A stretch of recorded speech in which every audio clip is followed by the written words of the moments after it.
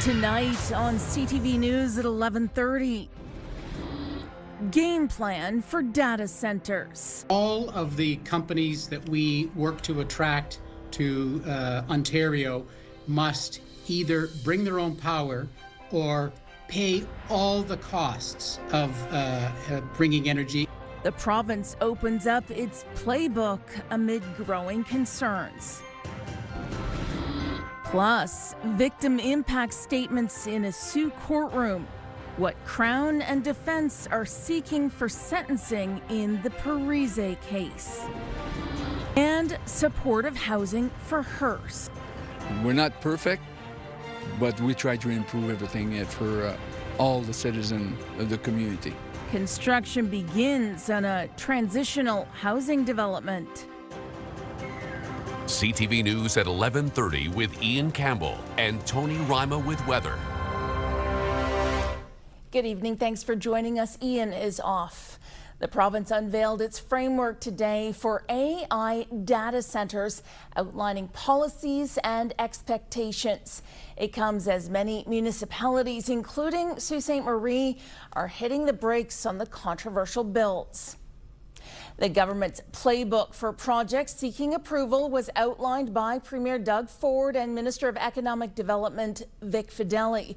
Those include pledges to invest in local communities and prioritize storage of Canadians' data on this side of the border. The data centers would have to meet standards around water use and noise levels, and companies would be required to cover the full costs of any electricity used. All of the companies that we work to attract to Ontario must either bring their own power or pay all the costs of bringing energy and using energy, so that there is no cost to the ratepayer or the taxpayer. We are looking at a new class of cost, a Class C we'll call it, and it's a data center cost, which will be higher energy rate for data centers. The public has the next 30 days to provide input on the province's playbook. The final version will be released in tandem with Ontario's AI industrial strategy this fall. One man is in custody after an attempted robbery at the Cascades Casino in North Bay just after midnight Thursday. Police say a man brandished two weapons, struck one of the employees, and damaged a slot machine and a computer before demanding cash. Investigators say the employee complied, and when the man attempted to leave, he was confronted by police. That's when he smashed a window to try to evade officers. A 44-year-old Sturgeon Falls man was arrested and faces 17 charges, including robbery with violence. The cash was all recovered. A case was back in Sioux Court today for the April 2025 tragedy that took the life of 15-year-old Connor Dunn and rocked the Sault Ste. Marie community. CTV's Corey Nordstrom reports. In April, Greg Parise pleaded guilty to charges of both impaired driving causing injury and death. Today, sentencing submissions were made by both Crown and Defence. Victim impact statements told of the immeasurable loss the death of Connor Dunn has had on his friends and family, while letters of support for Parise outlined his willingness to change and take accountability for his actions. Justice Sandra Capanecchia heard each side's argument on their respective sentencing suggestions. The defense repeated that the decision to drive that night was a clear mistake for Parise, though questioned the impact that alcohol played, noting that the man behind the wheel was not, quote, driving horrendously. Crown attorney David Parks reiterated aggravating factors for the case. The then 18-year-old Parise not only made the decision to drive, but convinced the vehicle's owners that he was able to despite drinking and only having a G1 license at the time. Near day's end, Parise wrote a statement to be read in court. He noted that he's, quote, deeply sorry about the accident and that he relives it every day. The Crown has proposed a 7-year sentence with a 10-year driving prohibition kicking in after Parisse's release. Defense lawyer David Bayless suggested 2 years less a day, keeping him out of a penitentiary, and a 3-year driving suspension. A judge's decision will be rendered on October 19th. Corey Nordstrom, CTV News, Sault Ste. Marie. City Council in Greater Sudbury has approved an AI pilot project that's meant to speed up the building permit process. $800,000 from the city's building permit revenue stabilization reserve fund will be used to pilot the AI project. The AI software has a licensing fee of $350,000, which will be paid for using building permit fees. The city says the software will monitor submissions 24/7 and will be able to inform applicants of mistakes in their application. A supportive housing project is now under construction in Hurst. The 6-unit development will provide transitional housing and supports for people facing mental health and addiction challenges. CTV's Lydia Chubak reports. Construction is underway on the 6-unit development. Officials with Cochrane District Services Board say it will help address the need for supportive housing in Hurst. Board CAO Brian Marks says this building is expected to cost about $1.4 million, fully funded through the Canada-Ontario Community Housing Initiative. The municipality donated the land, which Marks says will help keep the project affordable. As with all affordable models, the DSAB method is to not have projects hit the property tax base. And so by not having to cover the land, there's no additional cost. The rents can be low. And those will cover the operating costs of the facility. The units will house one person each, with the length of stay determined by tenants' specific needs. The project will focus on mental health and substance use supports. The mayor of Hurst says the community has its own need for those services. Not as much as other places because we're smaller, but we do, and we have to take care of them as well. So it's we're not perfect, but we try to improve everything for all the citizens of the community. Officials say the project has been in the works for 5 or 6 years, and construction should be complete by the end of this year. And they expect tenants will be able to move in by early next year. Lydia Chubak, CTV News, Hurst. Sudbury City Council has approved a new intersection and water wastewater infrastructure for the Gateway Casino set to be constructed on the Kingsway. I think it only makes sense to do it now, do it properly, and we're ready for the growth that's happening on both sides of the road there. And that's what DCs are for, is to pay for this kind of thing. So I am supportive of this. At first I wasn't, but it is a good spend. I think it is in the best interest of all the people that drive there and their safety that these lights come in. Gateway has agreed to pay for the initial construction valued around $5 million. The city says it will reimburse more than 96% of the cost, up to over $3 million, citing the high value addition of the intersection and improvements to the flow of traffic in the area. The city will work with the casino to reimburse development charge credits and the Capital Reserve Fund, which Gateway Casino adds $2 million to each year. Time now for a short break here on CTV News. Coming up, Tony will have your full weather forecast. For now, let's take a look at the current conditions. Our current conditions are not coming up on the map, but I can tell you that there is a chance of a risk of thunderstorms for Kapuskasing, Chapleau, and Wawa. Cloudy for Sudbury tonight, and clear for the rest of the area. I apologize for that, but Tony will have your full weather forecast coming up right after the break. Good evening, everyone. Now your main weather forecast, and let's start with the forecast radar. clear skies in through Sault Ste. Marie, but look at this rain falling in through Chapleau, Sudbury, North Bay. That'll be the trend overnight.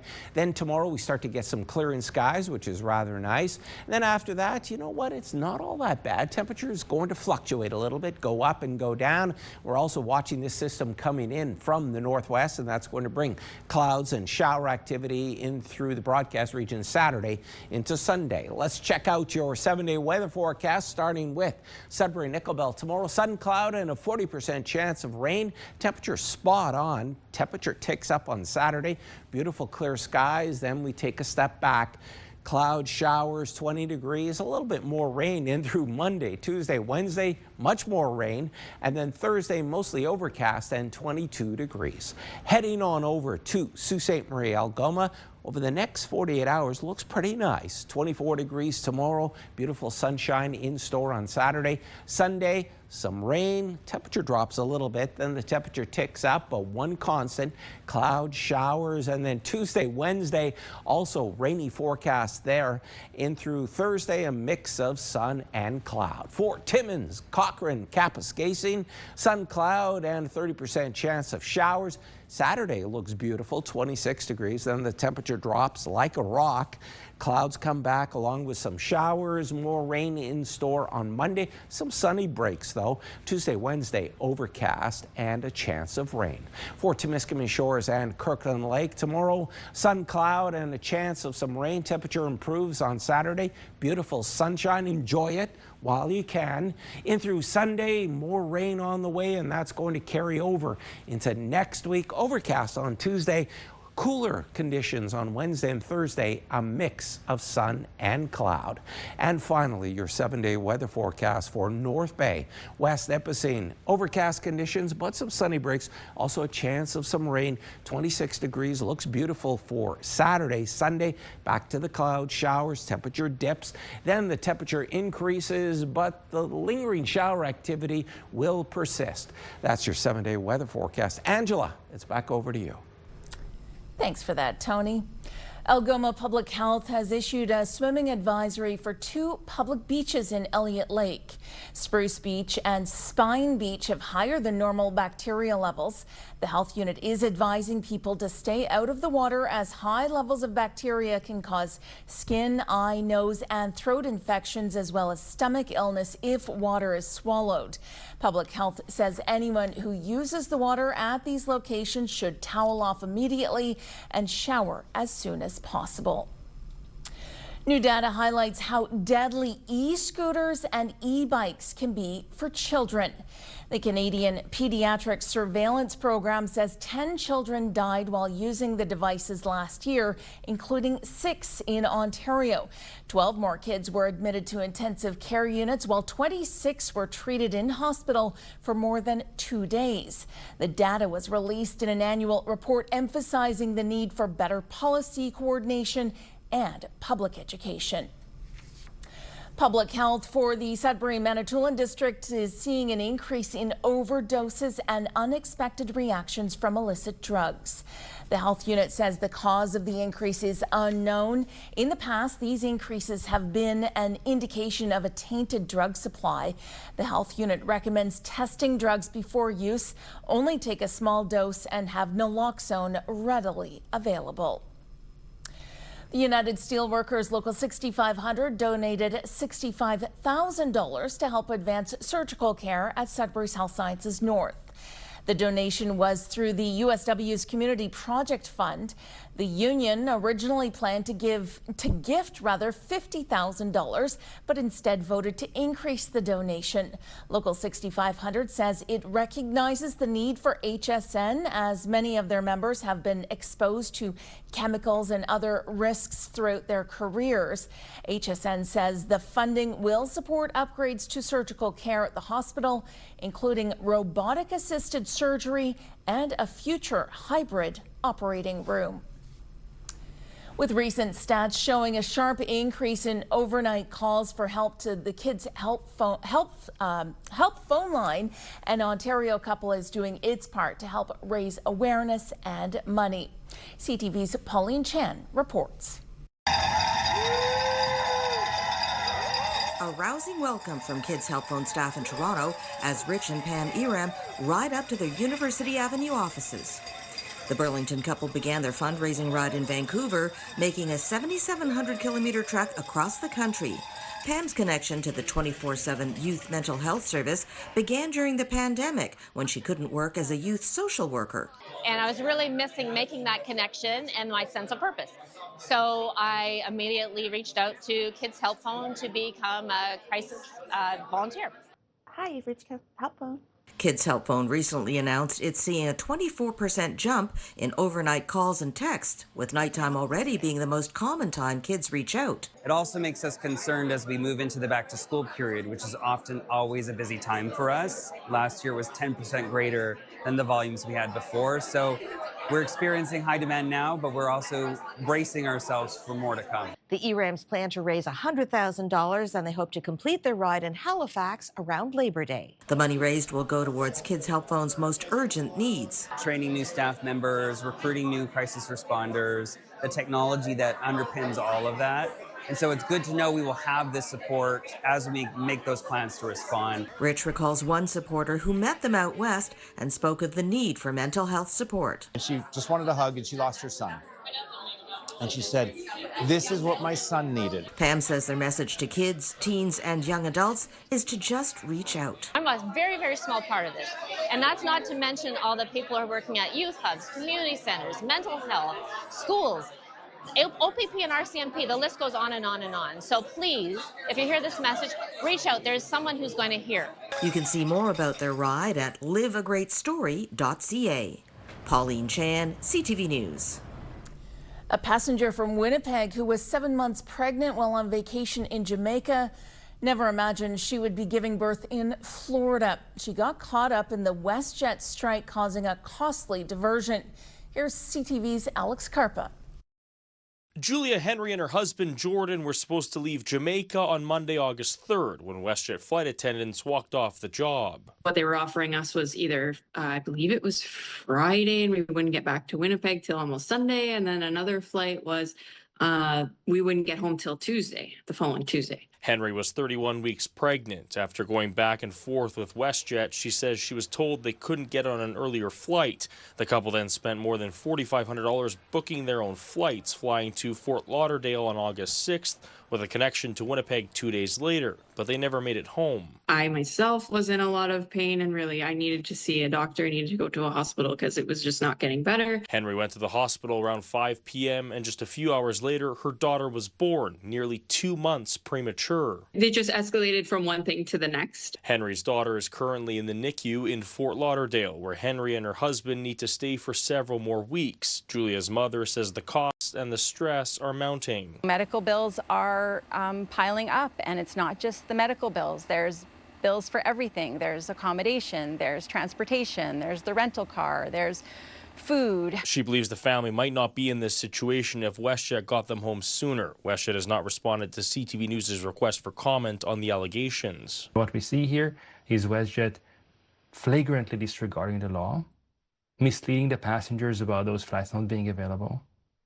And unfortunately, in this specific case, the passengers are suffering the consequences. Henry says she still wants answers from WestJet about why she couldn't get home sooner. We're not going home as of yet. And yeah, it's caused a lot of stress. Alex Carpa, CTV News, Winnipeg. Ads about government rebates on windows, furnaces, or air conditioners are often legit, but as CTV's Pat Foran explains, they're often used as a way for sales staff to come to sell you equipment you may or may not need.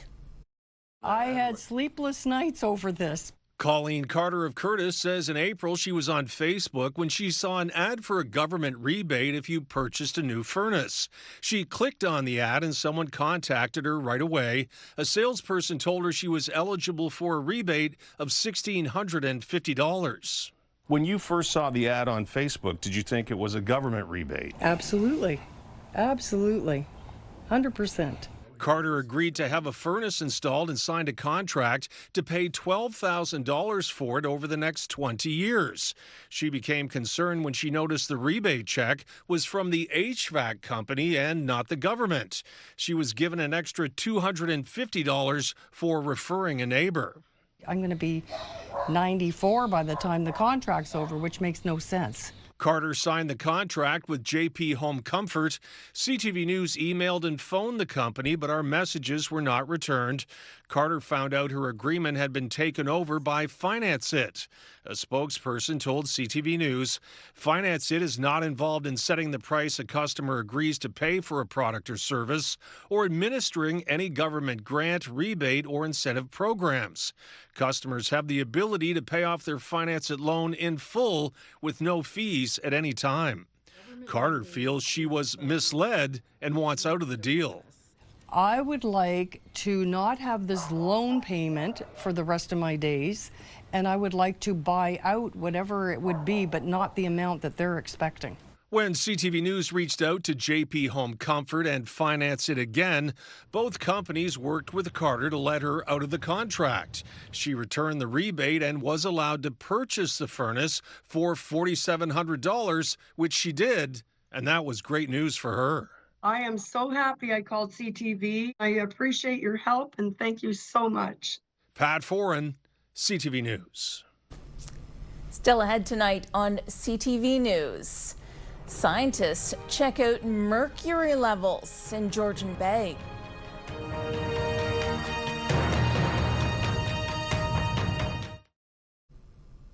A research team has taken to the waters of Georgian Bay to investigate mercury levels. Mercury has been found in many species of fish in the past few years, and this time they hope to find ways to curb that trend. CTV's Jack Morse has the details. Aboard the research vessel Niske, they're serious about water. We're going to weigh it, and then we're going to filter it and test it for mercury. The scientists aboard are on a 5-year mission to learn as much as they can about mercury in the waters of the Great Lakes. Even a small amount of mercury in your system can result in kind of toxic levels of mercury in the fish. A lot of mercury was dumped into the Great Lakes during the Industrial Revolution, and while much less is going into the water these days, what's already there is a problem. You have these beautiful clear waters. You wouldn't really expect any contaminants to be a problem there. Mercury stays around pretty much forever until bacteria transforms it into a form that can be absorbed by plants and animals. Without any way to eliminate the heavy metal, it concentrates as bigger fish eat smaller fish. Top predators, you can't eat them, more than, once a month or something like that. And that's a shame because it's a very healthy fish otherwise. And exactly how the mercury is moving around the water column and the food web is what they're studying. Mercury analysis is very difficult, and it's not a trivial thing to come out here and measure it.